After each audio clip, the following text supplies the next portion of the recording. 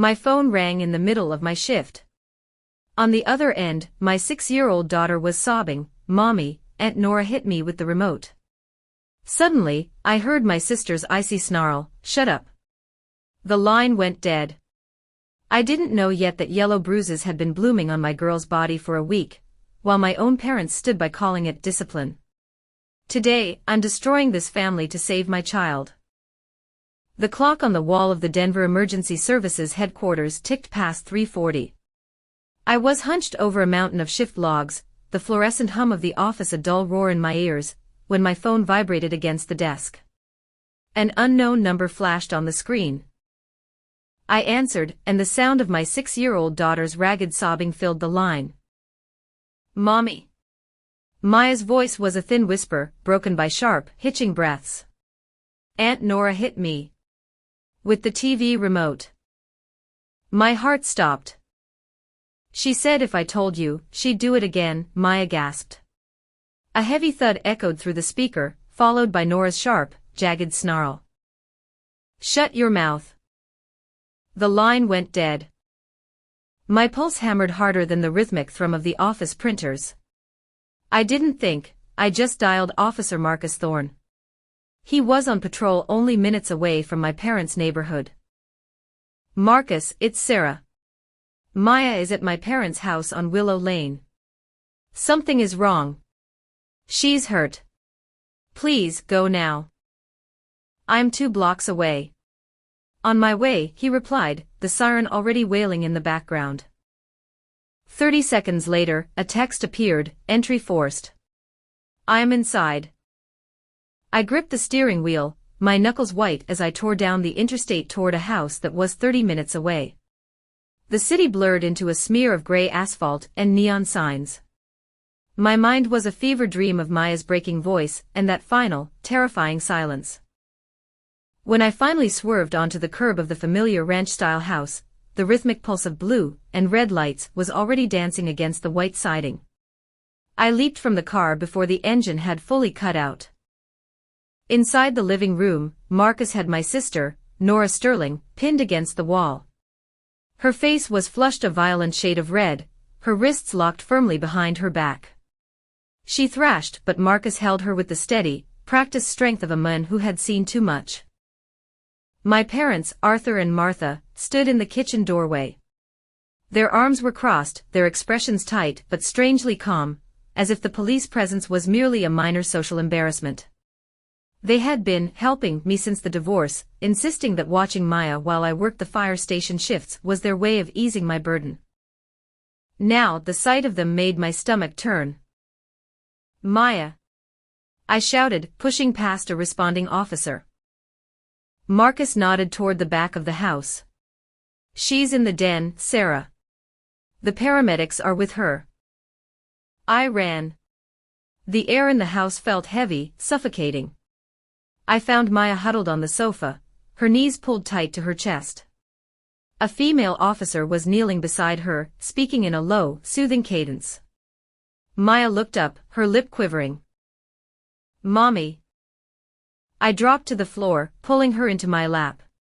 She buried her face in my neck, her small frame shaking with a deep, silent tremor. "It's okay, baby. I've got you. You're safe." In the hallway, Nora's voice rose in a shrill, defensive peak as Marcus handed her off to another officer. "This is ridiculous. She's a clumsy kid. She tripped." "Tripped?" I stood up, my voice trembling with a cold, sharp fury. Maya pulled back slightly, her voice a tiny, fragile thing. "Aunt Nora got mad because I spilled my juice on the rug. She grabbed the remote and swung it at me. It hurt so bad, Mommy." The words felt like physical blows. I gently pulled back her sleeve. Her forearm was already beginning to bloom with a deep, angry purple. But then, the paramedic, a woman with kind, weary eyes, leaned in closer. "Sarah," she said softly, pointing to Maya's upper arm and shoulder. "There are older marks here. Faded yellow and green. This wasn't an isolated incident." The room seemed to tilt on its axis. Older bruises. How had I been so blind? She's exaggerating. Nora screamed from the front door. Kids make things up for attention. Arthur cleared his throat, stepping forward with a patronizing sigh. Sarah, for heaven's sake, calm down. Your sister was just trying to discipline her. Children need boundaries, Martha added, nodding in agreement. Maya has been very difficult lately. She needs to learn respect. Respect. I whispered, the word tasting like ash in my mouth. You call hitting a child respect? The scene around us was a chaotic mosaic of trauma, an overturned lamp, a dark stain on the beige carpet, and the plastic TV remote lying on the floor, cracked down the center. Marcus pulled me aside, his face grim. We're taking Nora down for questioning. Child endangerment at the very least. You need to get her to the hospital for a full forensic exam. I nodded, scooping Maya into my arms. She clung to me as if she were drowning. Don't leave me again, she whispered. Never, I promised. Not for a single second. As we walked toward the ambulance, Nora's denials grew louder, echoed by my parents' weak attempts to shield her from the consequences. The paramedics helped us inside, their faces set in the grim masks of people who knew exactly what those yellowed bruises meant. The doors slid shut, cutting off the sound of my family's excuses. The fluorescent lights inside the rig were harsh and unforgiving, reflecting the reality I was finally forced to see. This nightmare had layers I hadn't even begun to peel back. Maya squeezed my hand, her grip trembling but constant. This nightmare had layers I hadn't even begun to see. In the pediatric ER, the steady, clinical beep of the heart monitor filled the room, a rhythmic reminder that her vitals were stable, even if her world was not. She lay on the exam table, her small hand swallowed by mine, while nurses adjusted the drip for pain relief. Dr. Julianne Miller, the attending physician, reviewed the digital scans on her tablet. She had the calm, guarded demeanor of someone who had spent too many years seeing the unthinkable. She gestured for me to step into the hallway, her voice dropping to a low murmur so Maya wouldn't overhear.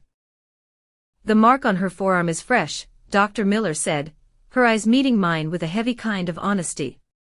It's a blunt force injury, consistent with the remote you mentioned. But these other marks on her upper arm and shoulder, they're faded. Yellowish. They've been there for at least a week, maybe 2. The pattern suggests repeated incidents, Sarah. Repeated, I whispered. The word felt like a physical weight in my stomach.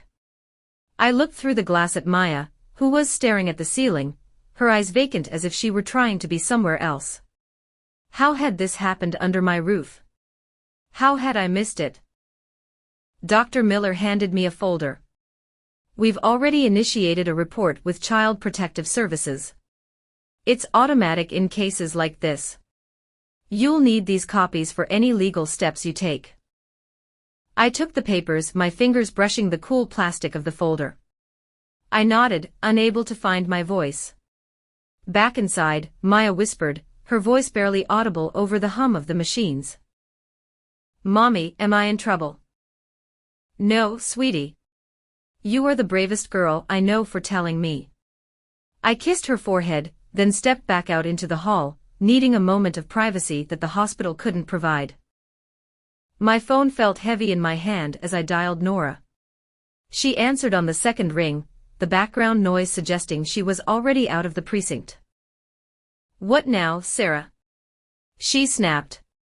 The police let me go with a warning. A simple warning. A warning. I kept my voice level, though a cold rage was simmering just beneath the surface. The doctor just confirmed older bruises, Nora. This wasn't just today. There was a pause, then a dismissive huff. Doctors love to exaggerate.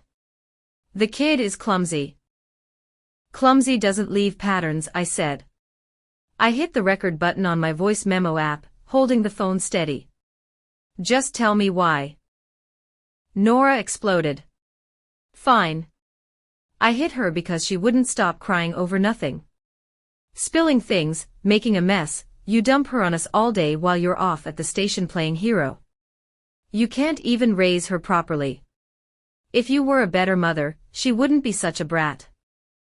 Her words cut deep, a calculated strike at my greatest fear, but I let her rant. I captured every syllable. "So you admit it?" I asked. "Admit what?" "Discipline. Mom and Dad agree, she needs a firm hand." The line crackled with her heavy, agitated breathing. I ended the call without a word, stopping the recording. 37 seconds of pure, unfiltered confession.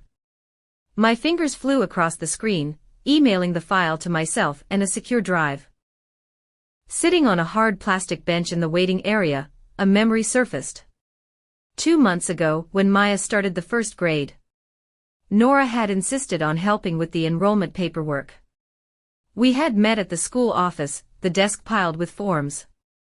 One document had seemed routine at the time, a temporary care authorization allowing Nora to pick her up or make medical decisions if I was unreachable during a long shift. "Just sign here," the clerk had said. Nora had skimmed it, her pen scratching quickly across the page. "It's just for emergencies, right?" I had asked. I hadn't thought twice about it then. I had trusted my sister. Now, that paper felt like a legal trap, a foothold she could use to claim a right to my daughter if this turned into a war. Dr. Miller returned with the discharge papers. "She's clear to go home. Keep ice on the arm and follow up with her pediatrician in a week." Maya sat up slowly, the spark returning to her eyes. "Can we get ice cream soon?" I helped her into a wheelchair, my mind already racing through the next steps. The recording was a weapon in my pocket, evidence stacking up like bricks. As the nurses wheeled us toward the exit, Maya started chattering about her friends at school, a desperate attempt to return to normalcy. I saved the audio file again, labeling it with the date. The fight had only just begun. A few days later, I sat in a worn leather booth in a small coffee shop tucked away on a side street in downtown Denver. The aroma of roasted beans did nothing to cut through the oppressive tension. Nora sat across from me, flanked by Arthur and Martha. Their postures were rigid, as if they were attending a funeral rather than a family meeting. I had chosen this place deliberately, neutral ground, public enough to keep Nora's temper in check, but quiet enough for the conversation we needed to have. Maya was safe at home with a trusted colleague from the station. I placed my phone in the center of the table, screen down. I had already activated the recorder with a subtle swipe. "We're here to settle this before it ends up in a courtroom," I said calmly, folding my hands. "No more excuses." Nora crossed her arms, her usual bravado showing thin, jagged cracks at the edges. "Settle what?" The police already backed off. "It was a misunderstanding." "A misunderstanding doesn't explain the medical report," I said, my gaze steady. I refused to let my emotions dictate the pace. Arthur adjusted his glasses, staring at the menu without seeing it. He had always been the silent enforcer of the family, the one who let the women argue while he held the ultimate veto. Martha stirred sugar into a cup of coffee she hadn't touched, the spoon clinking nervously against the porcelain. To break the stalemate, I tapped the screen. The sound of Nora's voice filled the small space, raw, angry, and undeniable. Her own confession about striking Maya, the blame she had shifted onto my parenting. Nora's hand, resting on the edge of the table, began to shake. She set her mug down with a sharp clatter. "You recorded that? Without telling me?" "Evidence doesn't require permission when a child's safety is at stake," I replied. I watched the tremor spread to her fingers. "It was a bad day," she defended herself, her voice pitching higher, attracting glances from the other patrons. "Maya can be so disobedient." I only tapped her to get her attention. Tapped. I slid the medical folder across the table, opening it to the sections highlighted in yellow. Diagrams of bruises, a timeline of healing stages, the physician's cold conclusion of non-accidental trauma. "Read it yourself." This was a pattern. Over weeks. Arthur had always been the quiet enforcer of family matters, a man who believed that silence carried more weight than a shout.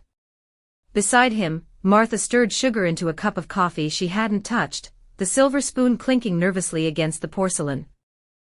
To break the stalemate, or perhaps to shatter it, I reached out and tapped the play button on my phone.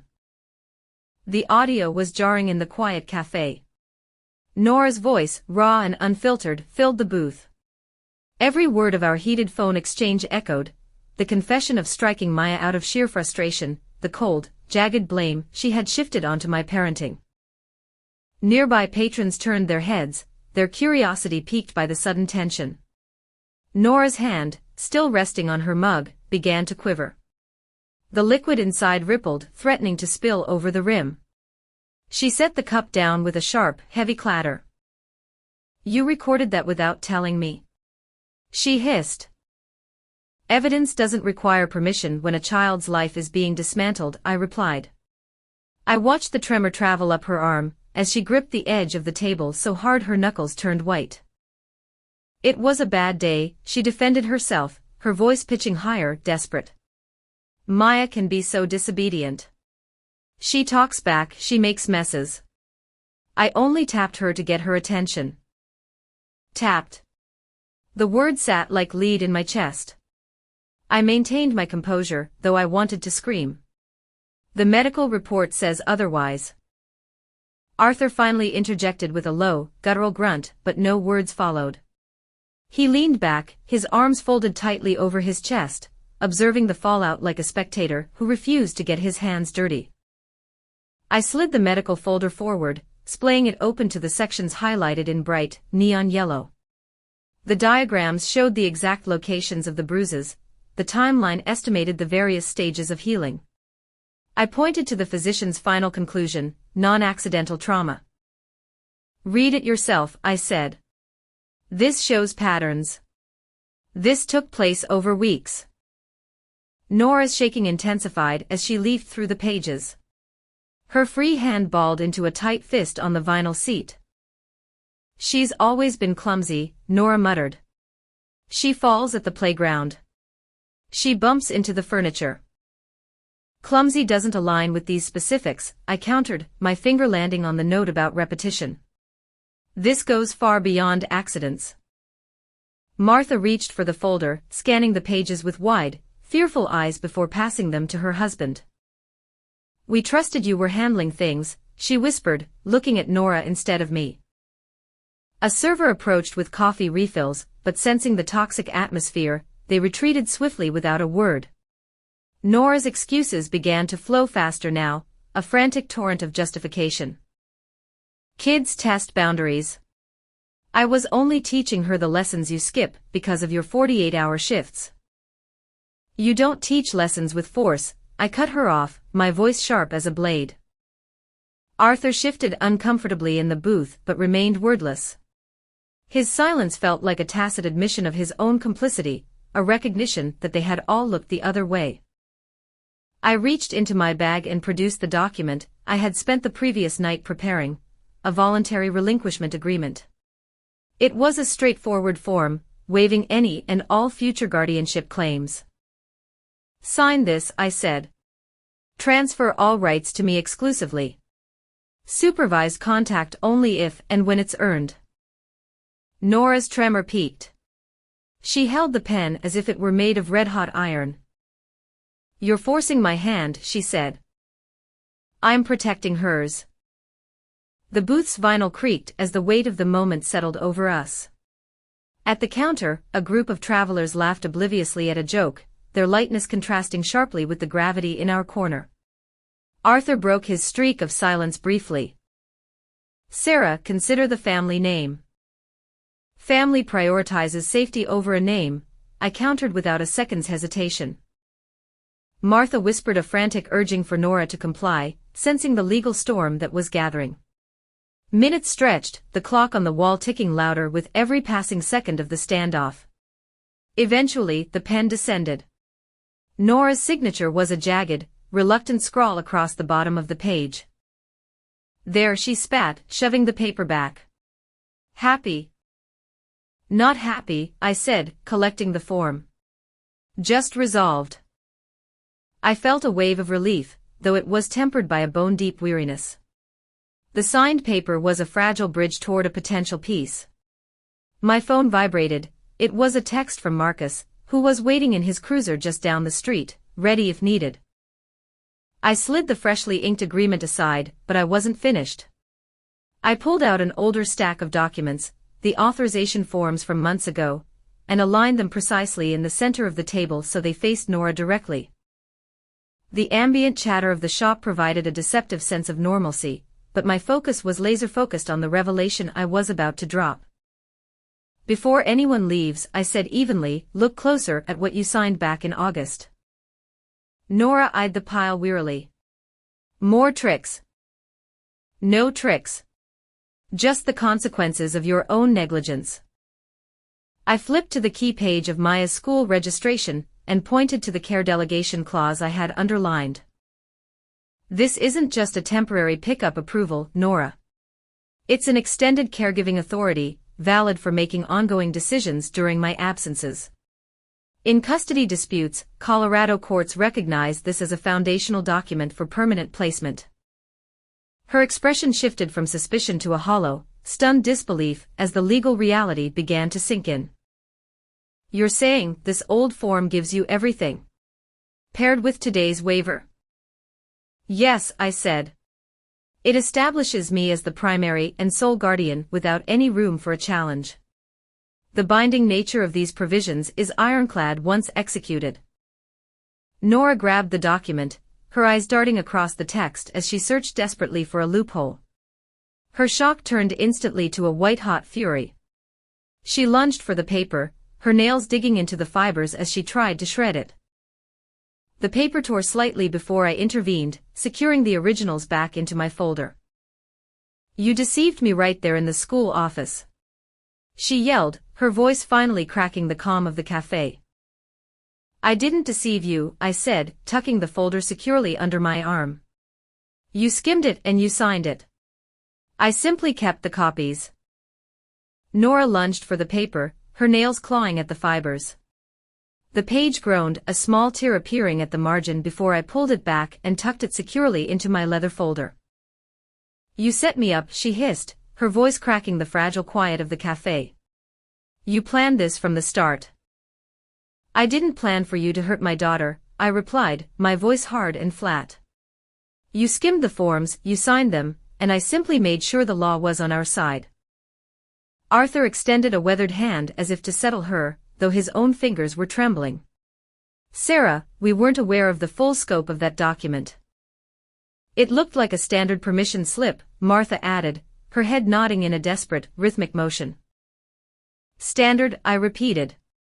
The word felt like a spark in a dry forest. Nora didn't stop. She grabbed the duplicate I had provided for her review, and began to rip it into tiny, jagged pieces. The fragments fluttered onto the table like a confetti of regret, white scraps landing in the spilled coffee. This was a setup from day one. She accused, the torn paper crumpled in her palm.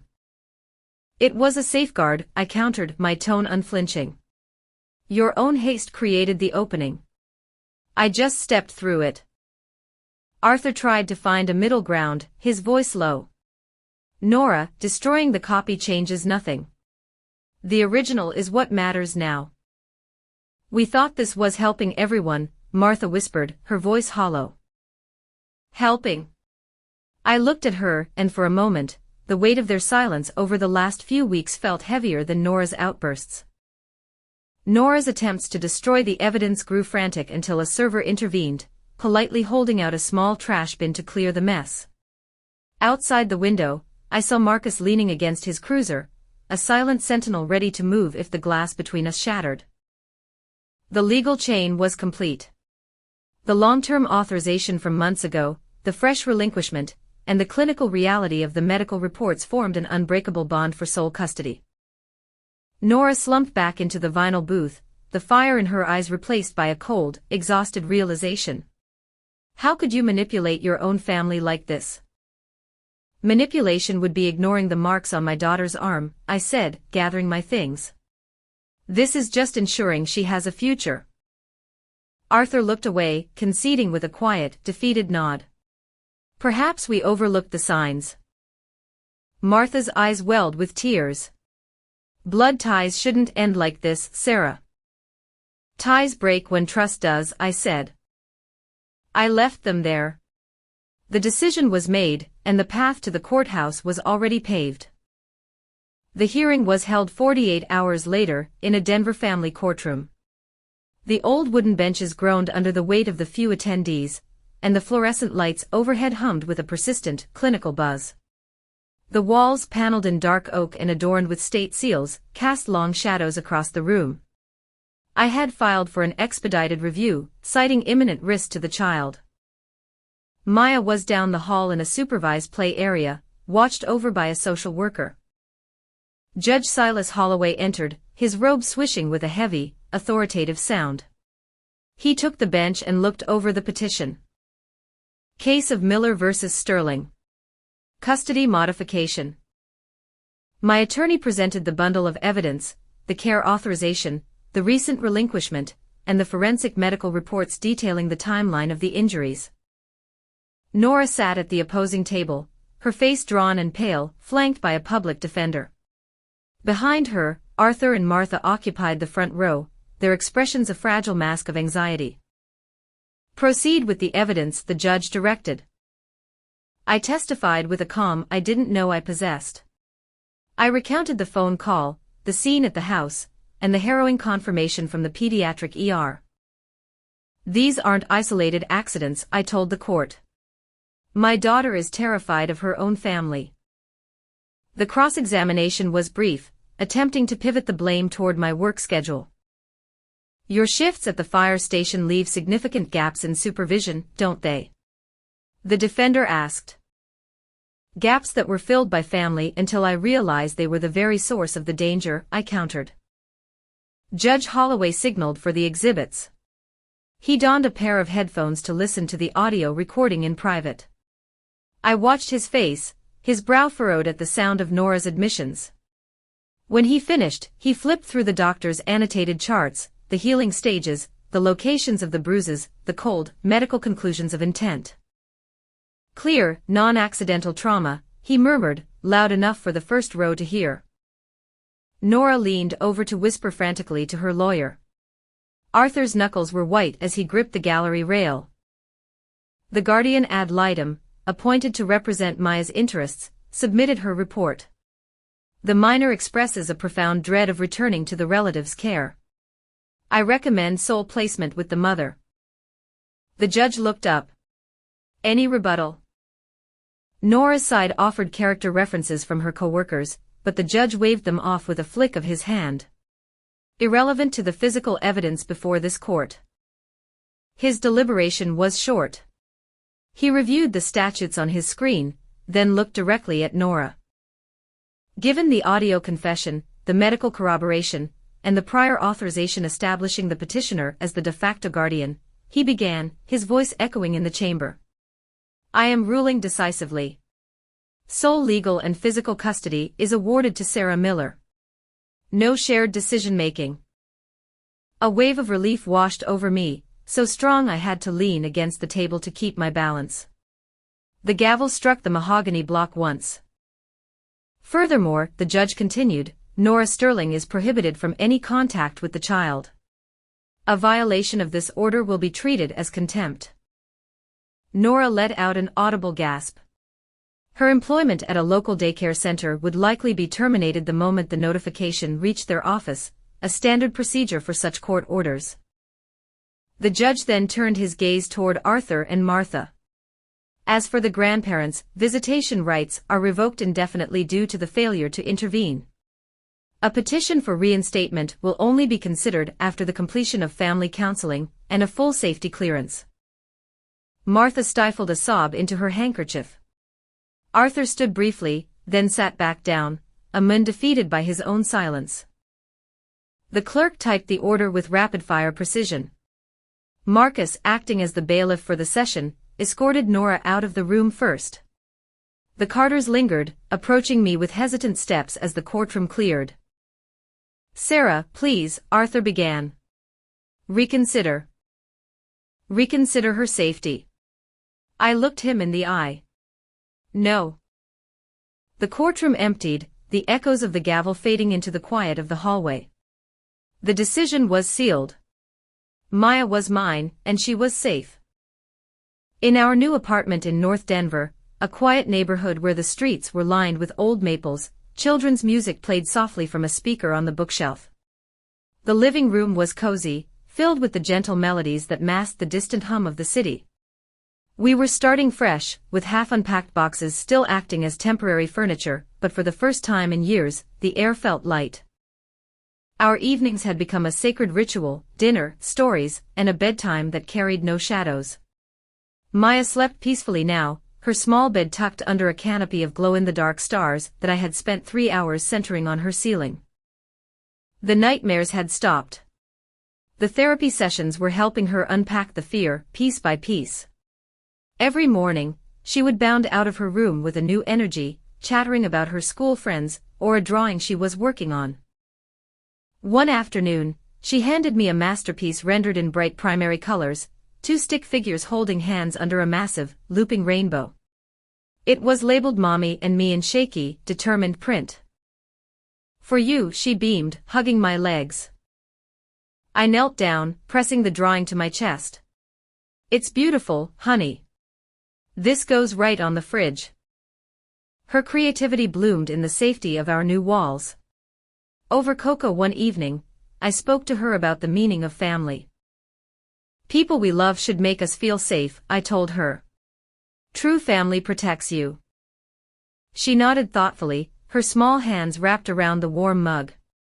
"Like you do. Always." The conversation felt like the final brick in the foundation we were building. The mail still came, occasionally bringing an envelope with Arthur's familiar, cramped handwriting. Inside were apologies and pleas for forgiveness. I read them in the quiet hours after Maya went to sleep, felt the pull of old ties, and then tucked them away in a drawer without responding. Healing required focus. Reopening those wounds served no one but the people who had allowed them to happen. I watched Maya through the doorway as she slept, her breathing rhythmic and calm. This ordeal had taught me a vital, painful truth. Parenthood isn't just about love, it's about fierce, uncompromising advocacy. It's about recognizing harm even when it wears a familiar face. Blood defines a relation, but only actions can forge a family. As I turned out the light, I knew that while the journey had been devastating, the silence was finally broken. And in that silence, we had found our peace. We had settled into a quiet pocket of North Denver, a neighborhood where the streets were lined with ancient maples and the frantic noise of the city felt like a distant, fading memory. Our new apartment was small but filled with light, though a few stubborn moving boxes still lined the hallway, waiting to be emptied. Evenings here had become a sacred ritual, long stories over dinner and bedtimes that no longer carried the weight of shadows. Maya slept peacefully now. Her small bed was tucked beneath a canopy of glow-in-the-dark stars that I had carefully arranged to mimic the summer sky. The night terrors that used to jolt her awake had finally retreated. Through gradual therapy sessions, she was learning to unpack the fears that had been silenced for so long. Every morning, she would bound out of her room, her face bright with a new kind of energy. She spent her weekends chattering about her school friends, or lost in her world of drawings.